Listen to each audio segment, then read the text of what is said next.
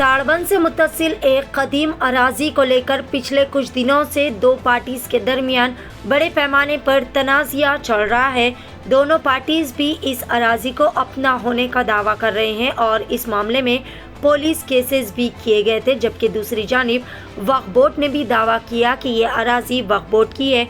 बहरहाल एक पार्टी जिसमें शम्सुज़्ज़मा सिद्दीकी और मिसेस तहनीत सिद्दीकी है और उनके वकील की जानिब से आज बतारीख 3 फरवरी बरोज़ जुमा को एक प्रेस मीट मुनक़िद करते हुए इस खुसूस में तमाम तर तफसीलात भी बताई गई। आइए जानते हैं इस खुसूस में मज़ीद तफसीलात। हम लोग यहाँ पर आए हैं,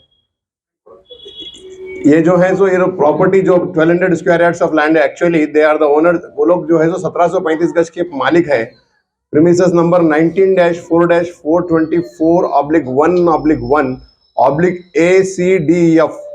ये लोग ये property under 4 separate registered sale deed से खरीदे हैं 2006 में। टोटल एरिया 1735 स्क्वायर यार्ड्स खरीदे ये लोग। ये खरीदने के बाद में वक्फ बोर्ड वाले अननेसेसरी उस पर क्लेम कर रहे थे कि प्रॉपर्टी वक्फ बोर्ड की है बोल के। फिर मालूम हुआ कि वक्फ बोर्ड वाले जब क्लेम कर रहे थे तो इस बीच में वो लोग कुछ लोगों के कंसल्ट में आए। मोर पर्टिकुलरली इनका नाम जो है तो ये इमरान कुछ नाम है उनका। और ये जो हमारे लोग हैं प्रॉपर्टी 1735 स्क्वायर यार्ड जो खरीदे हैं हुसैनी बेगम से खरीदे। हुसैनी बेगम ये 2000 गज की मालिक है। हुसैनी बेगम 2000 गज में इनको 1358 फसली में 2000 गज स्क्वायर यार्ड्स उनको गिफ्ट में मिला था मोहम्मद अजीजुद्दीन साहब से। अजीजुद्दीन साहब ये प्रॉपर्टी करीब 4 एकड़ के मालिक थे। ये 4 एकड़ का एरिया 1345 फसली दैट इज अराउंड 1937 में 1937 के 36-37 के आसपास ये प्रॉपर्टी वो लोग परचेस करें। परचेस करने के बाद में 2000 गज स्क्वायर यार्ड्स उन्होंने हुसैनी बेगम को गिफ्ट दिए। गिफ्ट बनने के इसके बाद में वो अपना नाम म्यूटेशन भी कराए। म्यूटेशन कराने के बाद उसमें से 1735 स्क्वायर यार्ड्स तनिया सिद्दीकी और जामा सिद्दीकी साहब खरीदे वो प्रॉपर्टी। वो इसी बीच जब वक्फ बोर्ड का क्लेम चल रहा था तो शरफुद्दीन गौरी और मोहम्मद सैयद इमरान इनके पास अप्रोच हुए, पर्टिकुलरली तनिया सिद्दीकी के पास अप्रोच हुए ये कहने के लिए कि भाई ये लिटिगेशन हम टेक केयर कर लेंगे और हम ये लिटिगेशन देख लेते हैं, आप बेफिक्र रहिए। एक unregistered power of attorney to take care of the property उनका एग्जीक्यूट किए हैं। तनिया सिद्दीकी ने एग्जीक्यूट किया। उसके बाद में ये लोग जो है सो 2018 में जब वक्फ बोर्ड वाले पुलिस में कंप्लेंट किए हैं कि ये पर्टिकुलरली ये दोनों के नाम पे इमरान और मोहम्मद शरफुद्दीन गौरी के नाम पे एक कंप्लेंट किया गया वक्फ बोर्ड द्वारा। वो वक्फ बोर्ड कंप्लेंट करने के बाद में वो लोग इनके नाम से एक रिट पिटीशन फाइल की हाईकोर्ट में रिट पिटीशन फाइल हुआ। उसके बाद में वो लोग ये लोगों को प्रेशर करने लगे तनिया सिद्दीकी की प्रॉपर्टी हमको बेच दो, हम ये प्रॉपर्टी खरीदते। एक थ्रो अवे प्राइस पे बताना चाह रहे थे कि ये लिटिगेशन प्रॉपर्टी हम खरीद लेते बोल के। इन बिटवीन तनिया सिद्दीकी की हमारे पास अप्रोच हुई है। हमारे पास अप्रोच होने के बाद पूरी हिस्ट्री बताई है। बताने के बाद में हमने कहा भाई ऑलरेडी एडवोकेट ऑन रिकॉर्ड है, अगर जब तक आप उनसे नो ऑब्जेक्शन नहीं ला सकते हम लोग नहीं लड़ सकते। फिर उन्होंने अब अदर साइड जो एडवोकेट इनका जो एडवोकेट था उनसे एनओसी लाने के बाद में हमने रिट पिटीशन में वकालत फाइल किया। वकालत फाइल करने के बाद हमें ये पता चला कि भाई पावर ऑफ अटॉर्नी 2 लोग दिए हैं। तब जब तनिया सिद्दीकी ने बताया कि भाई मैंने अकेले ने पावर ऑफ अटॉर्नी दिया है, जमा सिद्दीकी साहब ने पावर ऑफ नहीं दिया है, मतलब वो ठीक है, वो आपका झगड़ा आप दूसरी जगह है, बट यहाँ पर कोर्ट में दोनों के पावर दोनों ने मिलकर पावर ऑफ ने दिया है ऐसा बताया गया है। उसके बाद हमने हाईकोर्ट में मैटर टेकअप किया। हाईकोर्ट में मैटर टेकअप करने के बाद में वक्फ बोर्ड वाले काउंसिल जो है सो चीफ एग्जीक्यूटिव ऑफिसर ने काउंटर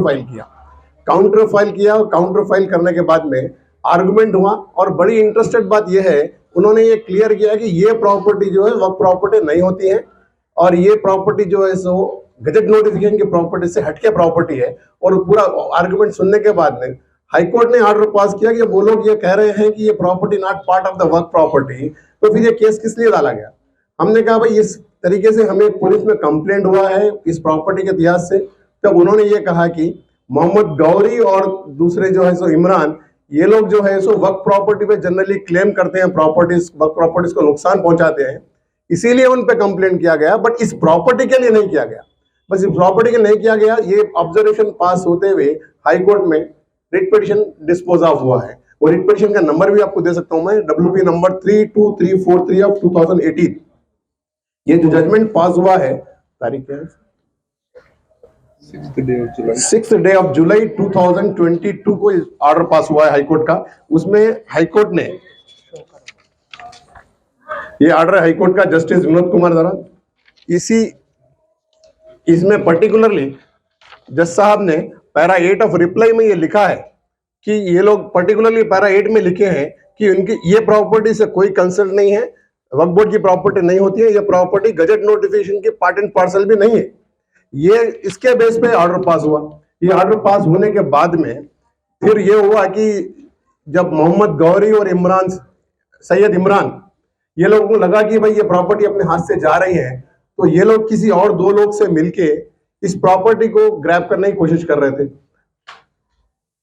उसके दरमियान उन्होंने एक, क्या नाम है उनका, और एक क्या नाम है, मीर आदिल अली, ये दोनों ने मिलकर एक डॉक्यूमेंट क्रिएट किया, ये बताते हुए कि इनकी एंसेस्ट्रल प्रॉपर्टी है और इनके पिताजी द्वारा खरीदी गई है, इनके पिताजी द्वारा खरीदी गई है और ये लोग आपस में पार्टीशन कर लिए हैं। जब हमने ये मालूम किया तो ये पता चला कि 28 अप्रैल 2021 को इनके पिताजी एक्सपायर हो गए थे, मीर कायसर अली साहब, और 19 अप्रैल 2022, that is after around 1 year, वो प्रॉपर्टी एक 19-4-424/1/1 बताकर हमारी प्रॉपर्टी पे अपना नाम कैसर अली का नाम का म्यूटेशन कराया। म्यूटेशन कराने के बाद में ये लोग, म्यूटेशन कराने का पर्पस ये था कि एक डॉक्यूमेंट रजिस्ट्री कराना था इनको। एज पर नए रूल्स के हिसाब से रजिस्ट्रेशन अथॉरिटी रजिस्ट्री नहीं करती है, they will not register document unless mutation is affected in the name of the vendor और name of the person who is executing the document. ये उनको करने के लिए ये लोग क्या करें कि बल्दिया में म्यूटेशन करवा लिया अपने हिसाब से, कराने के बाद में एक पार्टीशन डेट का डॉक्यूमेंट बना लिया। और बड़ी इंटरेस्टिंग बात यह है कि पार्टीशन बनने के बाद इन्होंने 2 और आदमी को खड़ा किया, ये बताते हुए कि वो 2 लोग इनके ऊपर केस फाइल किए हैं। मीर अहमद, क्या नाम बताया, मीर अहमद अली, मीर आबद अली के नाम पे केस फाइल हुआ है। फाइल करने वाले 2 लोग हैं जिनका नाम एकदम नीचे, एकदम नीचे,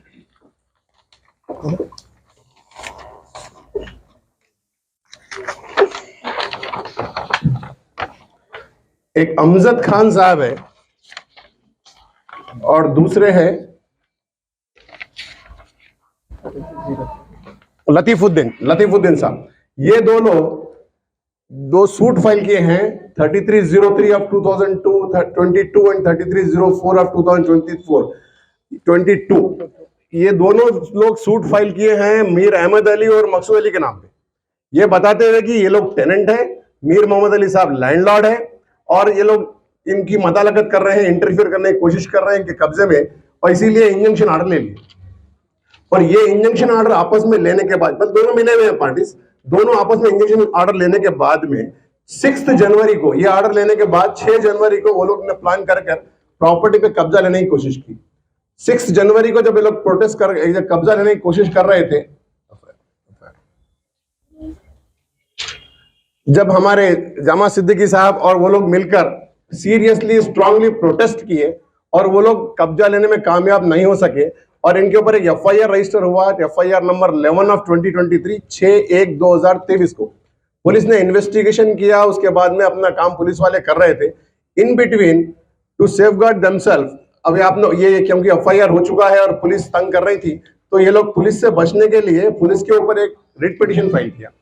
और बहुत मजेदार बात यह है कि रिट पिटीशन फाइल करने वाले वो लोग हैं जो आपस में केस लड़ रहे थे, जैसा कि अमजद खान साहब मीर अहमद अली और मकसूद अली के ऊपर केस डाले हैं, लतीफुद्दीन भी केस डाले हैं। ये दोनों आपस में एक दूसरे ऊपर केस तो डाले हैं, लेकिन जब हाईकोर्ट पहुंचे हैं तो दोनों चारों जने मिलके हाईकोर्ट पहुंचे against government, against police, saying that police उनके सिविल मामले में मदालकत कर रही है।